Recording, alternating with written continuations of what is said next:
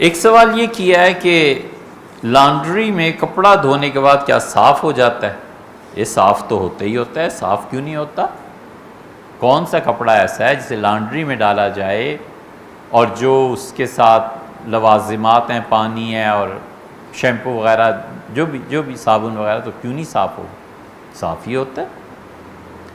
اور آپ کو معلوم ہو کہ لانڈری میں ہندو، سکھ اور مسلمانوں کے کپڑے دھوئے جاتے ہیں، اور اگر بعد میں خود خالی صاف پانی سے کتنا مرتبہ دھونے سے صاف ہوگا؟ بھیا بالکل صاف ہو جاتا ہے، ایک مرتبہ بھی نہیں دھونا چاہیے۔ لانڈری میں کپڑا ڈالا، صاف ہو کے باہر آ گیا، اب کیا دھونے کی ضرورت ہے؟ ہندوؤں کے کپڑے، سکھوں کے کپڑے، مسلمانوں کے کپڑے، اس میں مذہب کا کیا دخل ہے؟ پانی کا کوئی مذہب ہوگا، شیمپو کا کوئی مذہب ہوگا کہ ہندوؤں کے دھو دوں گا اور مسلمانوں کے نہیں دھو گا؟ صاف ہی صاف۔ ہاں، پاک ہونے، اچھا پاک ہونے کی بات کر رہے ہیں۔ بات یہ ہے کہ پاک ہوتا ہے یا نہیں ہوتا؟ آسان، سب سے آسان فتویٰ یہ ہے کہ پاک ہو جاتا ہے، بس صفائی کی بات نہیں، پاکیزگی کی بات۔ تو پاک ہونے میں اور صاف ہونے میں فرق ہے نا جی۔ تو مولوی لوگ بیچارے لفظوں ہی پہ غور کرتے رہتے ہیں۔ علامہ اقبال نے کیا کہا ہے؟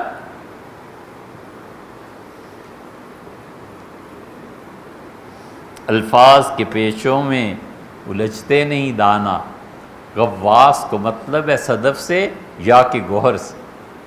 تو خیر پاک ہو جاتی ہے۔